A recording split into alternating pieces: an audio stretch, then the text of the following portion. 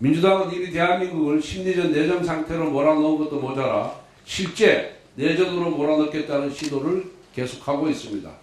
30번째 줄 탄핵, 정치특검, 명분 없는 단식, 철야 농성 등 민주당 이재명 세력이 자행하는 일들은 모두 헌재의 대통령 탄핵 이후 대한민국을 내전 상태로 몰아넣겠다는 시도들입니다. 민주당이 심우정 검찰총장을 탄핵하겠다는 사유가 무엇인지 국민은 납득할 수 없습니다.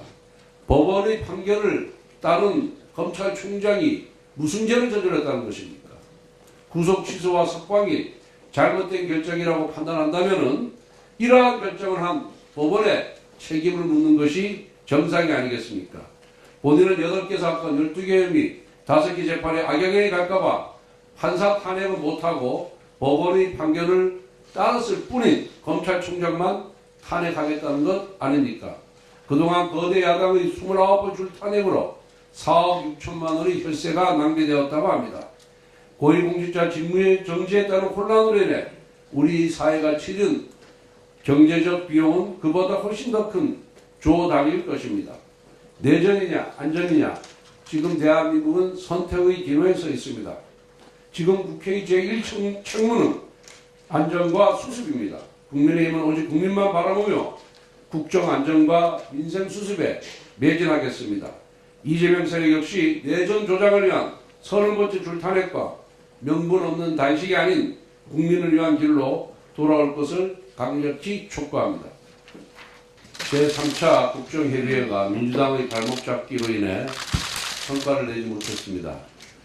민주당은 불참에 대한 비판을 의식하여 마지못해 참석했지만 정작 소득 대체율을 핑계 삼아 민생 논의를 원천 봉쇄했습니다. 대단히 유감입니다. 이미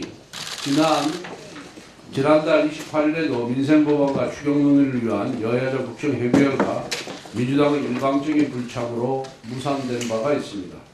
당시 원시 국회의장까지 나서서 추경만큼은 다른 사안과 연계하지 말고 추진하자고 요청했지만 이재명 대표는 끝내 외면했습니다. 어제도 민주당은 형식적으로 잠시 자리를 채웠을 뿐 정략적인 이유로 민생을 내팽개쳤습니다. 내전 공포 분위기 조성을 위해서는 밤샘 농성과 장애 집회를 서슴지 않으면서 국정협의회에 겨우 30분만을 할애했을 뿐입니다.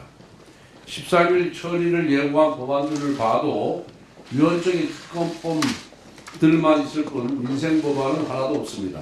잘 사니지 민생, 경제를 외치던 이재명 대표의 진심이 어디에 있는지 스스로 드러난 것입니다. 지금 국민들은 정말 하루하루가 힘든 상황입니다. 올해 폐업자 수가 100만 명을 넘어설 것이라는 전망이 나옵니다. 매일 2,700개 이상의 사업장, 매시간 110개가 넘는 점포들이 문을 닫는 셈입니다. 2차 국정협의회가 지연된 6일 동안에도 수많은 소상공인들이 가게 문을 닫으며 삶의 터전을 잃었을 뿐입니다. 민주당은 더 이상 이 절망을 외면하지 않길 바랍니다. 어제 국정협의회에서 우리 당은 민주당이 요구하는 대로 향후 추경을 어떻게 진행할 것인지에 대해서 소상하게 우리 당의 입장을 밝히고 함께 논의를 해 나가자고 그랬습니다. 그리고 거기에 정부 대표인 최상목 권한대행에 대해서 인정을 안 하니까 그러면 2차 간을 참석시켜서 실무 협의를 개최하자고까지 저희들이 합의를 해줬습니다.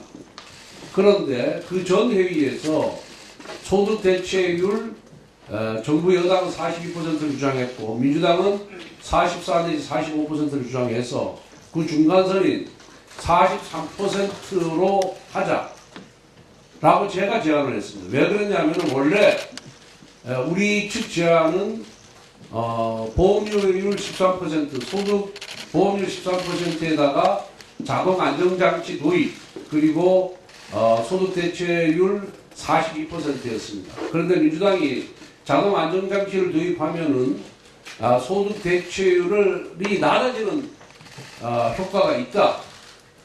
라고 주장을 하면서 그거는 못 받겠다고 해서 그러면은 소득 대체율을 43%라고 43%에서 조정하자라고 제가 제안을 했습니다. 우리 당에도 여기 우리 당 연금특위 위원장인 박수영 의원을 비롯해서 전부 대다수의 연금특위 위원들이 반대를 했습니다. 자동 조정장치 도입 없는 그 소득 대체율 44% 절대 받을 수가 없고 43%도 받을 수 없다라고 우리 당 의원들이 반대했음에도 불구하고 하루에 적자가 788억씩 적자가 쌓이고 있습니다. 손해를 보고 있습니다. 이런 상황에서 또 우리 청년들도 여기에 대해서 반대를 하고 있습니다. 그렇지만은 우리가 지금 소수나이고 민주당이 동의 없이는 단 하나의 법률도 통과시킬 수 없는 이러한 절박한 상황에서 그래도 보험료를 9%에서 13%로 올리는 것이 연금 재정의 지속성이라든가 이런 측면에서 봤을 때 국가에 도움이 된다, 국민들에게 도움이 된다 라는 판단하에서 그 모든 비판과 비난은 원내대표인 제가 받겠다는 그런 각오하에 0.5%만 내려달라고 사정사정을 했고 민주당은 거기에 대해서 긍정검토를 하겠다라고 지난번에 약속을 했습니다.